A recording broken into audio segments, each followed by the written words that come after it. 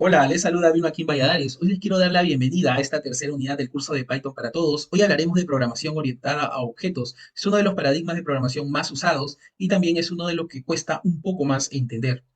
Pero vamos a ser bastante prácticos, vamos a ser bastante explícitos con los conceptos. Vamos a repetir tal vez muchas veces el concepto para que puedan interiorizarlo. Muy bien, comencemos. Clases y objetos. Como primero tenemos que comenzar con un poquito de historia para entender cómo nació este concepto de programación orientada a objetos. Los conceptos de programación orientada a objetos tienen origen en Simula 67, un lenguaje diseñado para hacer simulaciones creado por Ole Johan Dahl y Christian Nygaard del Centro de Cómputo Noruego en Oslo.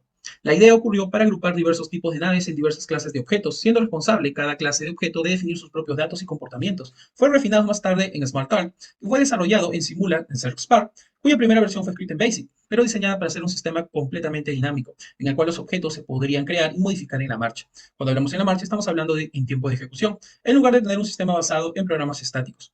Los programas orientados a objetos toman posesión como el estilo de programación dominante a mediados de los 80, gran parte debido a la influencia de C++, una extensión del programa en C. Su dominación fue consolidada gracias al auge de las interfaces gráficas de usuario, para las cuales la programación orientada a objetos está particularmente bien adaptada. Y eso lo vamos a ver en el taller número 4. Muy bien, entonces, vamos a ver algunos conceptos. Los conceptos fundamentales en programación orientada a objetos es entidad.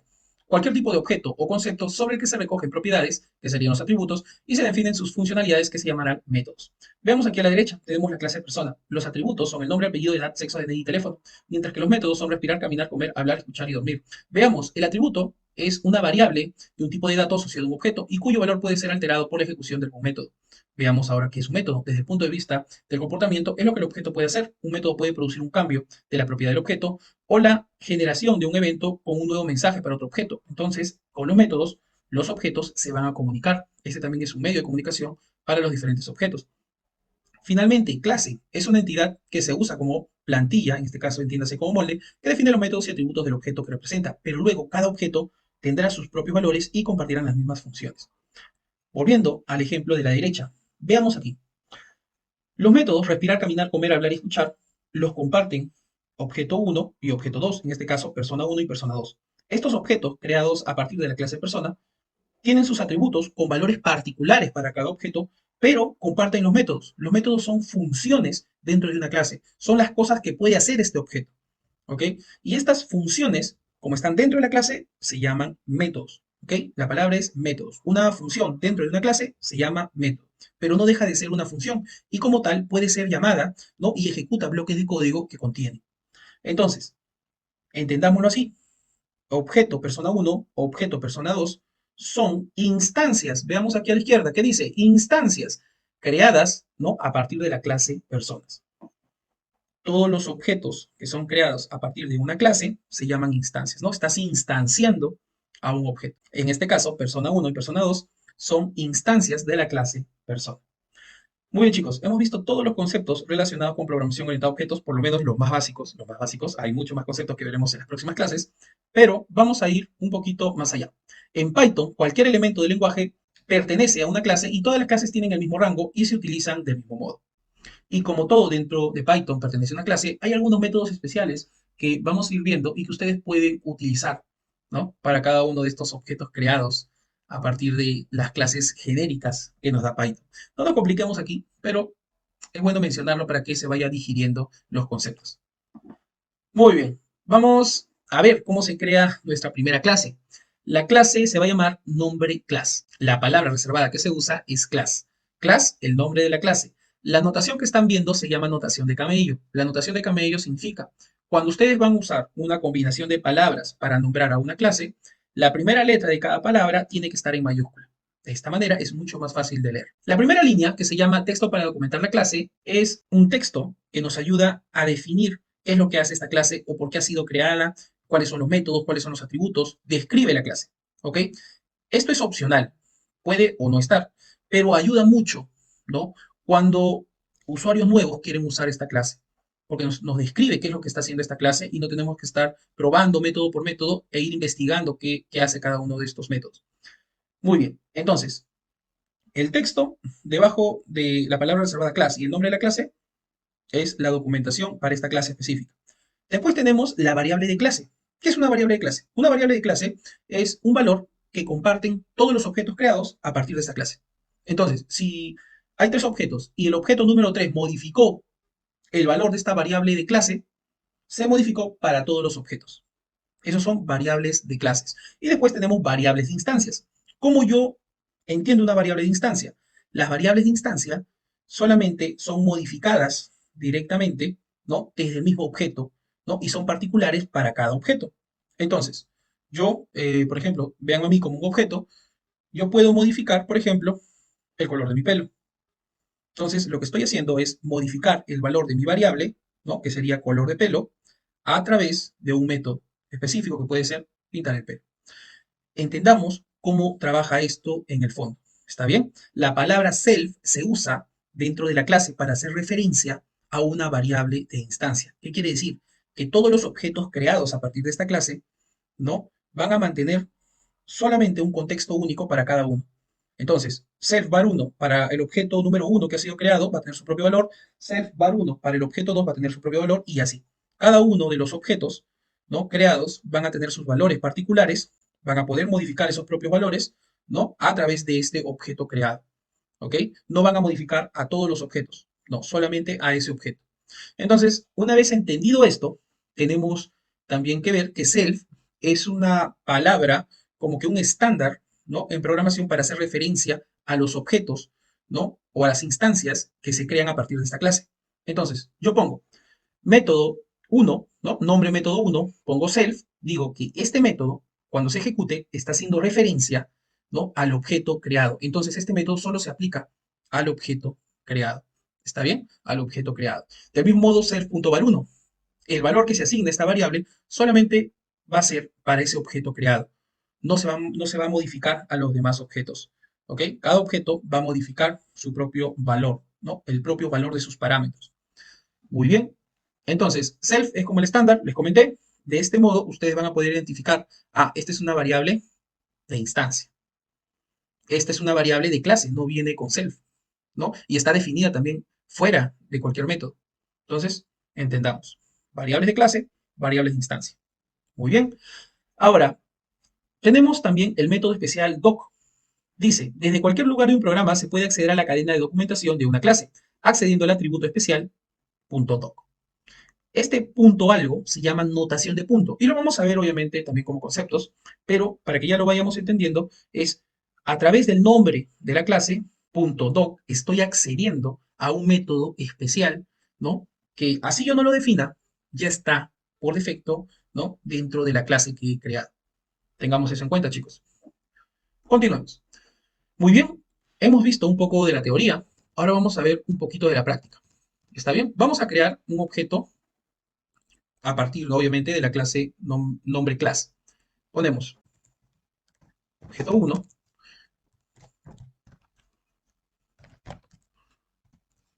Siempre que nosotros inicialicemos a una clase, ¿no?, o llamemos o instanciemos a una clase, lo tenemos que hacer con paréntesis. ¿Está bien?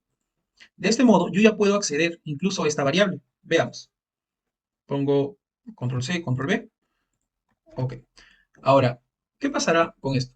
Si es que yo ejecuto este bloque de código, me dice variable de clase, justamente el valor de la variable. Pero vean, estoy accediendo a este valor a través del objeto creado. También lo puedo hacer llamando a la clase misma, porque es una variable de clase. Muy bien, se puede acceder de los dos modos. Ahora vamos a crear otra variable más. Control C, control V. 2.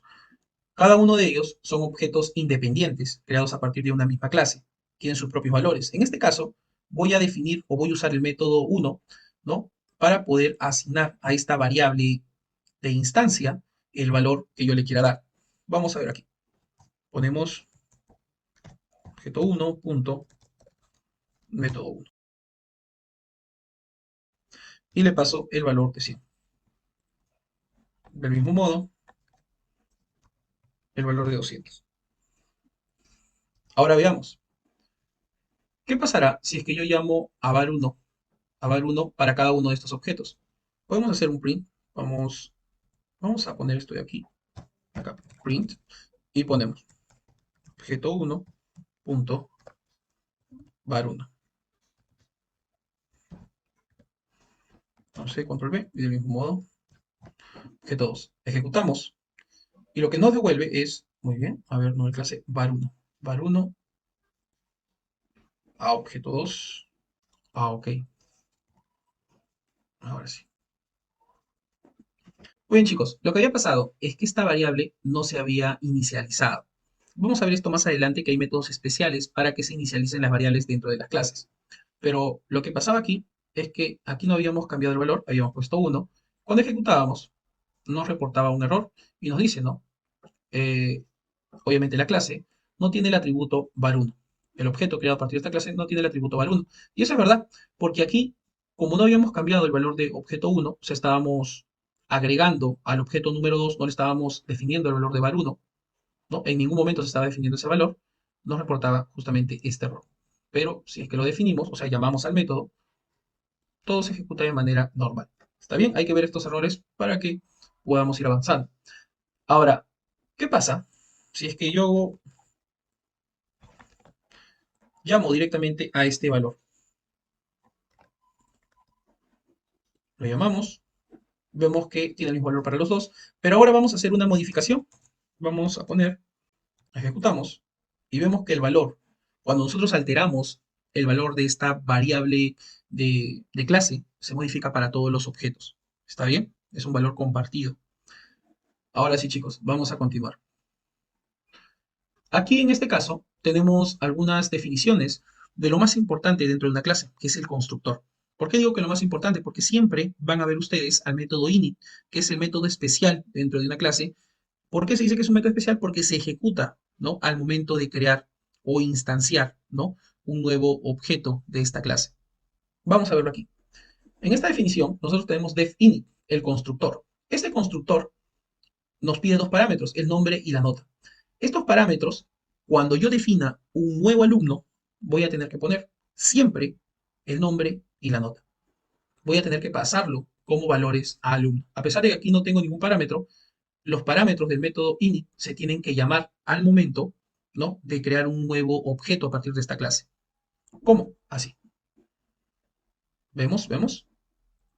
Así, chicos. Vamos a irnos un poco a la parte práctica. Entonces, decimos alumno 1 es igual a alumno, pero aquí me pide un nombre y una nota. La nota es 20. De este modo, nosotros ya podemos crear, ¿no? A este objeto alumno 1. Entonces, una vez entendido esto, tenemos que ver también las variables de clase. Num alumnos, en este caso inicializamos con el valor de 0, igual con la suma de notas, con el valor de 0. Las variables de instancia, self nombre, self nota. Cada objeto o cada alumno creado a partir de la clase alumno van a tener sus propios atributos que van a ser el nombre y la nota. Ahora, veamos que como init se ejecuta, como les dije, automáticamente cuando nosotros creamos un nuevo objeto, estamos usando este método para poder alterar el valor del número de alumnos, o sea, ir aumentando en una unidad cada vez que se crea un nuevo alumno. Entonces, aumenta el contador. Y del mismo modo, también vamos sumando la nota de cada alumno. ¿Para qué? Para finalmente poder usar este método, mostrar nota media. Con lo cual, si es que el número de alumnos es mayor que cero, o sea, se han creado alumnos a partir de la clase, nosotros podamos tener el promedio de las notas de estos alumnos. Y también podemos acceder, obviamente, con alguno de estos métodos. Por ejemplo, mostrar el nombre y nota, ¿no? Podemos acceder al valor del nombre y la nota de cada objeto en particular. Vamos a ir viendo esto aquí en la práctica. A ver, vamos a ver aquí. Ya definimos al alumno 1. Vamos a definir al alumno 2. En este caso, puede ser Juan. Y la nota puede ser, por ejemplo, 15, para variar un poco. Alumno 2. Vamos a crear esto. Y ahora vamos a ver algunos de estos métodos. Por ejemplo, mostrar nota media. Como los dos objetos pertenecen a la misma clase, yo puedo usar con cualquiera de estos objetos creados el método. Podría ser este de aquí, mostrar nota media. ¿Está? Nota media. Y recuerden, como yo no le tengo que pasar ningún valor, directamente llamo al método. Self hace referencia a la instancia, recuerden. Cuando ejecuto esto, vemos que nos dice, en este caso, 1. ¿Por qué? Suma notas y numalumnos. Vamos a ver por qué nos devuelve el valor de 1. ¿Ok? Vamos a analizarlo aquí. Veamos, alumno 1, punto, en este caso mostrar notas, mostrar notas. Muy bien, Bill tiene 20.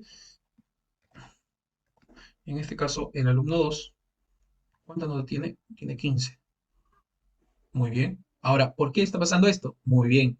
Porque en suma notas pusimos el valor de 1 en vez de poner el valor de nota. De esta manera, lo que estamos haciendo ya tendría más sentido. Comentamos estas líneas, comentamos estas líneas hasta nota media y ejecutamos. Entonces tenemos que el promedio es 17.5. Entonces, chicos, estamos viendo cómo dinámicamente podemos acceder a los elementos, parámetros y métodos dentro de una clase. Y así ustedes pueden ir creando más y más alumnos y automáticamente a través de los métodos pueden ir obteniendo la información de estos alumnos.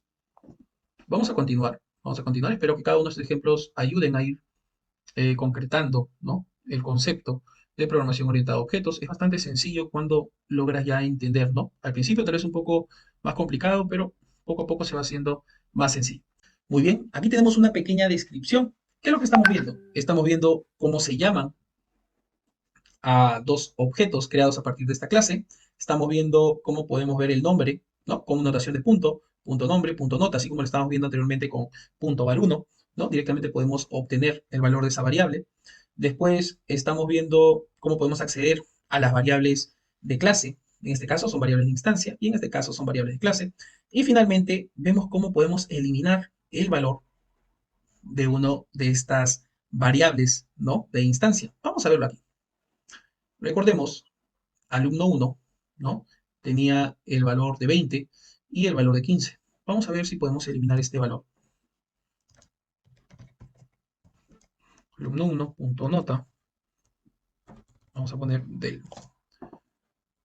Después de este del, vamos a hacer un print de este método, que era justamente el de mostrar nombre y nota. Ejecutamos y nos dice, a ver, alumno no tiene el atributo nota. ¿Se dan cuenta que es un error parecido al que vimos arriba? Todavía no hemos creado esta variable porque la estamos eliminando directamente.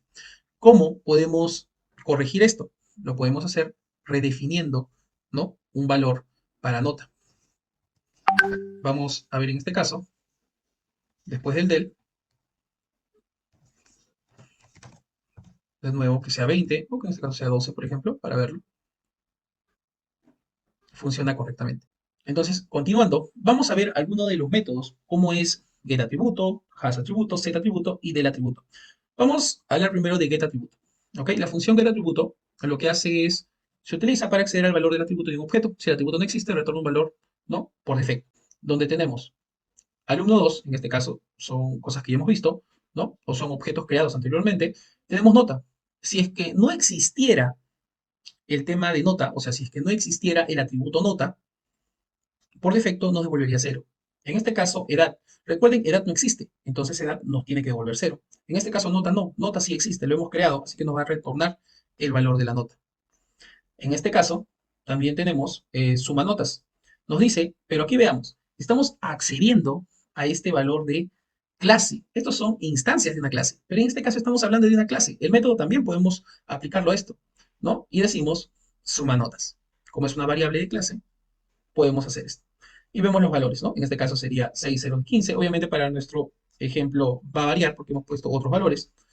Ahora, ¿qué pasa con hasAttribute? HasAttribute lo que pregunta es si tienes o no. ¿Ok? Dice, alumno 2, ¿tiene el atributo edad? No, es falso. Como es falso, uso not para que sea verdadero y se pueda imprimir esto en pantalla. Print, el atributo edad no existe. Sencillo. Recuerden, cuando ustedes quieren usar comillas simples dentro de un texto, ¿no?, para definir el texto pueden usar comillas dobles o viceversa. Finalmente, vamos a agregar un nuevo atributo a un objeto creado a partir de una clase, a pesar de que no estamos modificando la clase, estamos modificando el objeto creado a partir de esta clase. Y con setAtributo lo que vamos a hacer es, al alumno número 2 le vamos a agregar el atributo de edad con el valor de 18. Y finalmente ponemos print alumno 2, en este caso sería punto edad, y nos tendría que retornar el valor de 18. Y finalmente también podemos eliminar atributos con del atributo, igual que lo hicimos anteriormente, eliminamos los atributos creados o los atributos propios, ¿no? Del objeto creado a partir de una clase. ¿Ok? Aquí nos dice, si el atributo no existe, se producirá una excepción del tipo atributor. ¿Ok? Va a terminar la ejecución del programa, así que hay que tener cuidado con esto. Vamos a verlo, quiero verlo, la verdad es que quiero ver esto, cómo funciona. Nosotros ya hemos ejecutado, estoy aquí, sí, ya hemos ejecutado, ya existe alumno 1, alumno 2. Hemos visto, obviamente, esto y esto, sí, también hemos visto esto. Hemos visto ninguno de estos, así que vamos a verlo aquí. ¿Ok? Vamos a ver. Nota alumno 2, lo pueden poner así. Vamos a poner que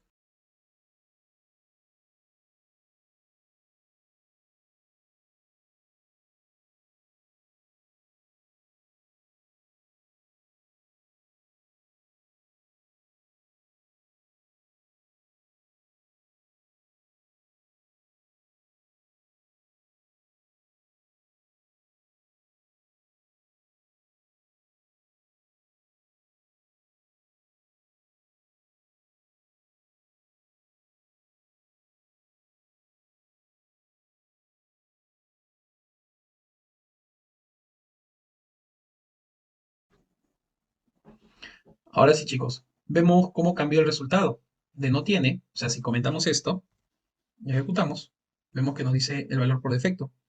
Ah, ok. ¿Por qué sigue saliendo el mismo valor? Lo que pasa es que ya hemos modificado el objeto. En caso de que queramos que se muestre como era inicialmente, tendríamos que usar la otra sentencia, que es del atributo.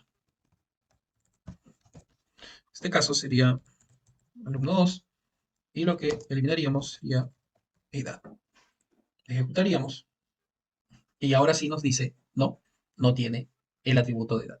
De esta manera, chicos, quiero que entiendan un poco de cómo trabaja Python las clases por detrás. ¿Ok? Cómo pueden ustedes acceder a estos atributos, cómo pueden modificarlos y todo eso.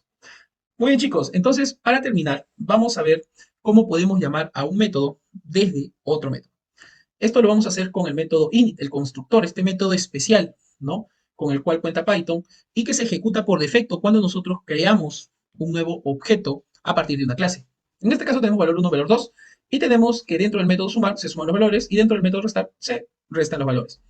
Después tenemos print que se ejecuta y lo que estamos haciendo es simplemente llamando con input a valor 1 y valor 2, definiendo estos valores a través de la inserción por el usuario y finalmente llamamos a sumar y restar.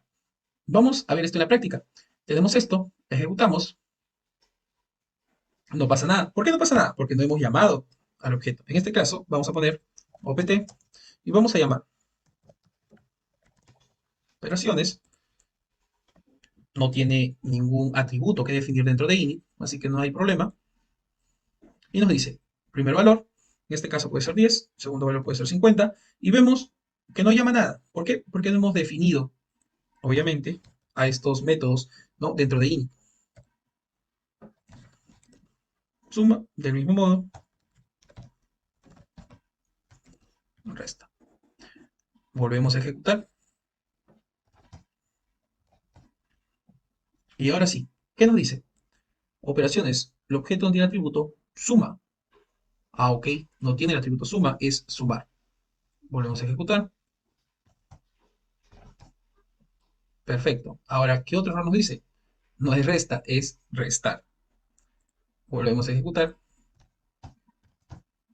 Y ahora sí, nos dice 80 y 40. Está bien, chicos. Muy bien. Entonces, hasta aquí la clase de hoy. Estos pequeños errores que han salido en la codificación es bueno para que nosotros podamos entender qué va a pasar. Sin más, chicos, los dejo, los espero en las próximas clases. Recuerden que vamos a tocar en 3 clases programación orientada a objetos. Esta es la primera. Vienen 2 más, donde vamos a ir profundizando en cada clase, ¿no? Con programación orientada a objetos. También esto va a servir para el taller número 3. En el taller número 3 vamos a refactorizar el código del taller número 2, ¿no? Que ya ha sido refactorizado anteriormente también del taller número 1. Y vamos a programar, obviamente, de nuevo con el enfoque de programación orientada a objetos. Y esto también va a dar pie al taller número 4, que va a ser la creación de la interfaz del proyecto, ¿no? Del taller número 3. Ok, chicos, espero verlos ahí. Les agradezco a todos los que están participando. Dejen sus comentarios. Quiero esa retroalimentación para poder ir mejorando, ¿no? El contenido que se está agregando. Nos vemos en la siguiente clase. Chao, chao.